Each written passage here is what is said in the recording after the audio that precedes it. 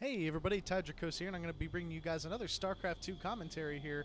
And as I said before, I would probably have another LiquidHuk replay because Huck is my favorite player, and I wasn't lying. So here I have another LiquidHuk replay from the This Week in Replays replay pack from last week. Actually, they didn't release a new one for this week yet, so I'm just going to have to use this pack of replays again. But here I have LiquidHuk versus LeenockfOu on Tal'Darim Altar with LiquidHuk here in the top left of Tal'Darim Altar, and LeenockfOu spawning in the bottom left, and oh my god, LeenockfOu is going for a 6 pull here, everybody, on Tal'Darim Altar. Let's see how this works out, because this is this could actually be potentially pretty powerful.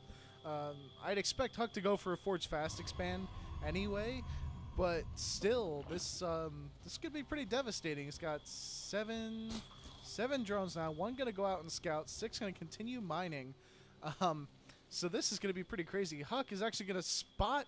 He's going to go and scout in that position first. Oh, Huck, that is awesome. If he had scouted the other way, he'd be dead, because he's going to get in here and see this pool is almost done and go, holy crap, I need to do something right now. He reacts immediately. He's putting down that forge right now. As soon as he sees that pool, the pool is finished. These Zerglings are going to start building. Yep, 6 Zerglings on the way. And this is terrible, terrible cheese. And because of how quickly that probe found that base, he's going to know that Huck is in that position. There's no other way. I mean, just seeing the way the probe came and how fast he found it. But Leenock's going to go and send this drone to scout the other ways anyway. And another drone coming out. He's got 11 out of 10 supplies, so these 6 Zerglings and an extra drone. And Huck able to get another gateway down. He's got the money for a cannon, drops the cannon, and he's going to get the pylon down. Hopefully he does. And it looks like, yes, he gets the pylon down. So Huck is going to have this walled off, but this cannon is not going to be up in time. So these Zerglings are going to probably be able to take out this gateway or this forge. Going to go after the gateway because it's got a lot less health than the forge. And it looks like they're probably going to be successful. There's a lot of surface area to attack this this gateway. And lower and lower and lower in health. And Huck, you have the minerals. Drop another gateway. Quick, wall off. He walls off with 1. And he's going to try and drop another gateway. And oh no! The Lynx were able to squeeze through at the last second. Huck cancels 2 gateways. Walls off completely again with this gateway. And it looks like the cannon took out 3 Zerglings on their way back to the base. They're just going to beat away at this Nexus and just do as much harassment as they can. I mean, Huck just has to A-move with a couple of these probes, and I mean, and micro them around really well in order to not lose any. It looks like Leenock with really good Zergling micro here, able to pick off 1 probe and not losing any of the Zerglings here. Almost lost that one. And Huck is actually going to move this probe out. What's he going to do with this? He's going to go hang up at his cannon, steal some minerals, hang up at the cannon. Probably going to actually throw down another gateway, I would guess. As soon as that gateway's out, he's going to pump out a Zealot. And double gas going down for Leenock here, droning up a little bit. And this is interesting. I mean, I can't believe he didn't expand off of this pressure. Maybe he's just doing some other kind of all-in thing here. Maybe a Baneling bust, or just going to pump out a whole bunch of links to try and break down the wall. But Huck did put down that Nexus here, and he's just trying to hold off this Zergling harass as best as possible, pulling off just a couple of probes at a time, zapping these Zerglings, making them run away. Not much they can really do. They're never going to do any life damage to this Nexus. But we go, Huck pulling off a couple, able to lose a little bit of mining time, because Huck is definitely ahead in probes, saving his chrono boost right now to chrono boost out that Zealot, and that Zealot just completed. Where is that Zealot? Maybe it didn't just complete it. I swore it just completed. He has one, right? Yeah, where is it? Oh, there it is. There it is. All the way going down the map. Gonna go right into Leenock's base. Gonna pressure him a little bit. Maybe try and make him make units. And, whoa, a fast lair.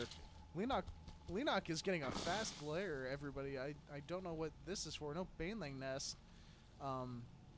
Perhaps a cheesy Nidus worm?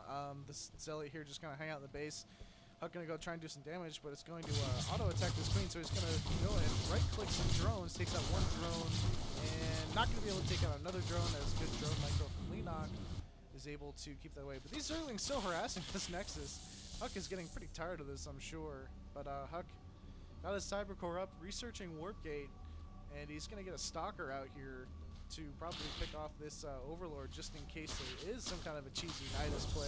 There's another Overlord over here, so we'll just see exactly what happens. Leenock making Zerglings, and look at that, it is a Nidus Worm. LeenockFOu is going from a 6 pool into a Nidus Worm, gonna Nidus a whole bunch of Lings into Huk's base. If Huk lets this happen, this would be absolutely terrible, but this Stalker gonna come out, he's gonna be chrono boosting out the Warp Gate tech, maybe this other Stalker, but I assume he's gonna save it for his Warp Gate tech completely. They're gonna drop two more gates to make this some kind of weird 3-gate expand.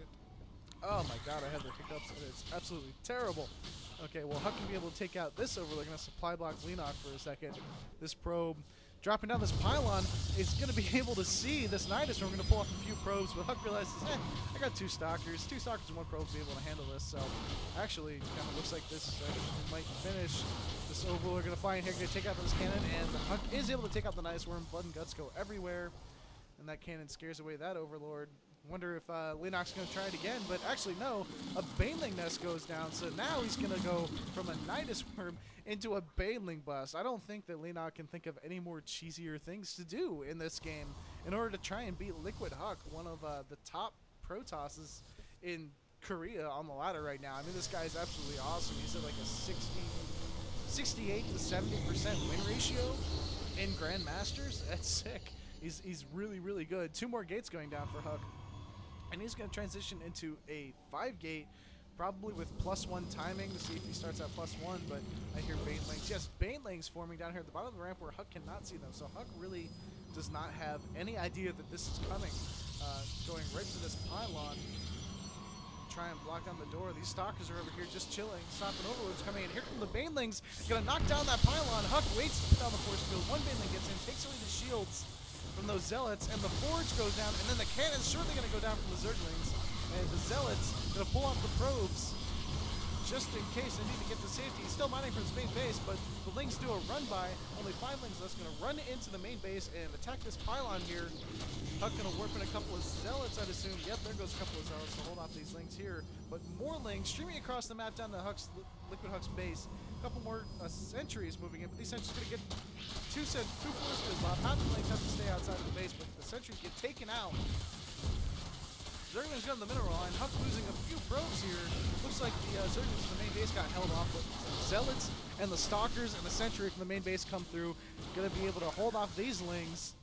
And during all this, LeenockFOu finally puts down his expansion, going to maybe try and think he can get into a standard game here. Huk did put the Forge back up to try and get this wall off a little bit better, but Huk definitely ahead with 5 gates, 2 bases.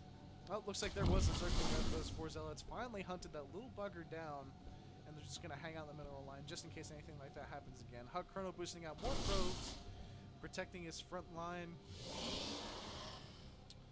And LeenockFOu still sitting at 33 out of 42 supply. He can't really drone right now because he doesn't know if Huk is going to go and attack soon. So he's just he just has to sit back and just play the guessing game. What exactly is going to happen?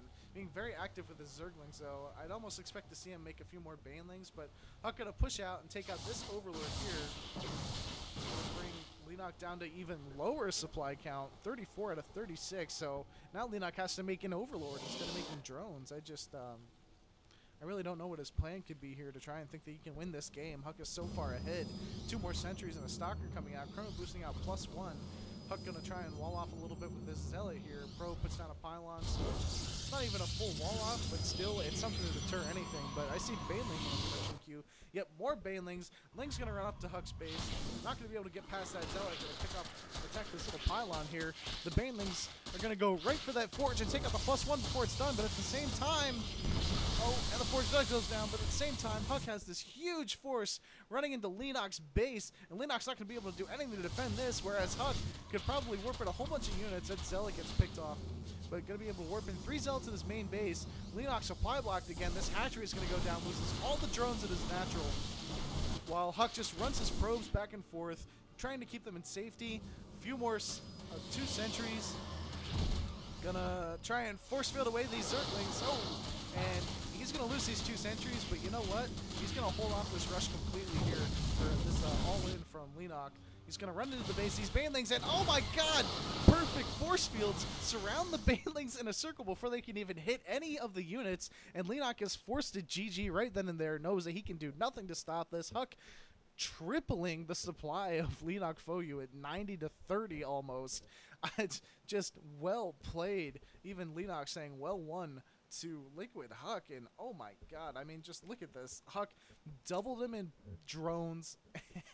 It just in units lost. Huck lost. They lost about the same in money, but you gotta see, like, look at that. Over double the units lost by LeenockfOu. A lot of them were Zerglings, and the banelings, I don't know if they count towards the units lost because they explode and commit suicide. I assume they do. But Huck just played this off really, really well. Held off the 6 pool, was ahead the whole game pretty much, even with all the pressure. Just shows the awesome control that Huck says he has. Top 3 in the world. I mean, sometimes the guy definitely proves it, and other times, just like anybody else, he'll make a dumb mistake here and there, especially when he's under pressure in tournaments. But goddammit, I love this player. He is my favorite Protoss, and nobody can change that, so maybe this will be the last Huck replay for a while, because I know that I should definitely branch out and do a couple more things. But anyway, I just want to say a couple things. That first off, thank you guys so much for viewing the TLO versus Dark Force game so much. I just kind of, the only thing I could wish is that maybe, and it's probably my fault because I never said this, but definitely if you guys liked what you saw in the TLO game and you're just back for more, or you like what you see here, definitely subscribe. I mean, I would love to see a lot more subscribers to my channel here. I definitely would be able to get a lot more content out if I knew that there was a lot more interest in the site. As of right now, I think it's just a lot of my friends that are really supportive of me, and I love them to death.